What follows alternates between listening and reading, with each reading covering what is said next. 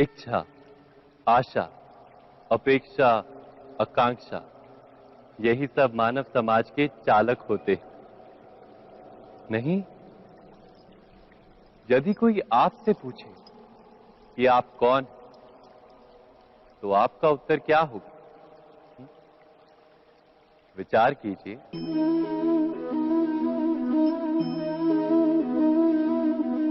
आप तुरंत ही ये जान पाएंगे कि आपकी इच्छाएं ही आपके जीवन की व्याख्या है। कुछ पाने से मिली सफलता, कुछ ना पाने से मिली निष्फलता ही आपका परिचय। अधिकतर लोग ऐसे जीते हैं कि स्वयं भीतर से मरते रहते हैं, किंतु अपनी इच्छाओं को नहीं मार पाते। इच्छाएं उन्हें दौड़ाती हैं जिस प्रकार मृग तृष्णा मृग को दौड़ाती है। परंतु इन्हीं इच्छाओं के गर्भ में ही ज्ञान का प्रकाश भी है। कैसे?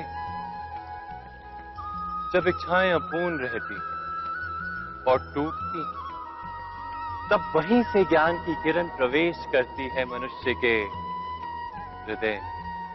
ना, ये कथा नहीं है केवल इच्छाओं के संघर्ष की, नहीं है केवल महत्वाकांक्षाओं से जन्म लेने वाले भयावह रक्तपात। ये कथा है इच्छाओं के गर्भ से उदित होते हुए ज्ञान की।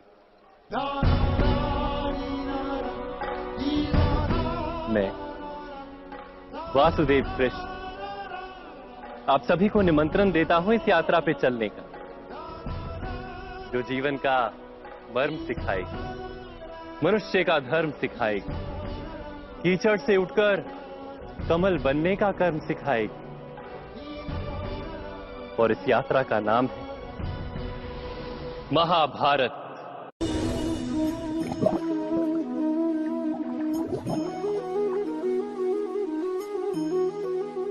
इस संसार में आने वाला प्रत्येक बालक संपूर्णतः संस्कार रहित होता है। उसके अंतर पर ना किसी अच्छे संस्कार के चिन्ह अंकित होते हैं, ना ही बुरे संस्कार के। अर्थात जन्म से बालक में ना कोई गुण होता है और ना ही कोई दोष। तो ये दोष अथवा गुण किस प्रकार प्राप्त होते हैं? क्या हमने कभी विचार किया है? जो बात माता पिता के मुख से निरंतर सुनी जाती है, वही बात उनकी संतानों के हृदय का संस्कार बनती है। जैसे किसी गांव में नदी तट तक एक पगडंडी बन जाती है केवल उस मार्ग पर बार बार चलने के कारण। अर्थात माता पिता के हृदय की इच्छाएं उनकी संतानों के हृदय का दोष अथवा गुण बनकर जन्म लेती हैं। क्या ये सत्य नहीं? पर फिर भी जब उनकी संतानों में कोई दोष दिखाई देता है, तो माता पिता आश्चर्य और दुख से भर जाते हैं। माता पिता का हृदय ये प्रश्न करता है कि उनकी संतानों में ये कुसंस्कार आए कहां से। सत्य तो यही है कि माता पिता अपनी संतानों को अनजाने में ही कुसंस्कार के बीज दे देते हैं, जो उनके संतानों की हृदय भूमि पर कुसंस्कार का वृक्ष बनकर उगता है। अर्थात अपनी संतानों को सुसंस्कारी और धर्ममय बनाने की आशा रखने वाले प्रत्येक माता पिता को प्रथम अपने हृदय की इच्छाओं पर अंकुश रखना क्या अनिवार्य नहीं?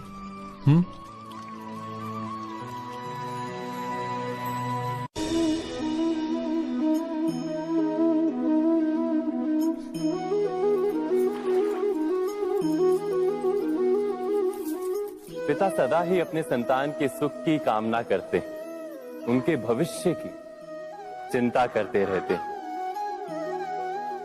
इसी कारणवश सदा ही अपने संतानों के भविष्य का मार्ग स्वयं निश्चित करने का प्रयत्न करते रहते हैं। जिस मार्ग पर पिता स्वयं चला है, जिस मार्ग के कंकर पत्थर को स्वयं देखा है, मार्ग की छाया, मार्ग की धूप को स्वयं जाना है, उसी मार्ग पर उसका पुत्र भी चले, यही इच्छा रहती है हर पिता की। निस्संदेह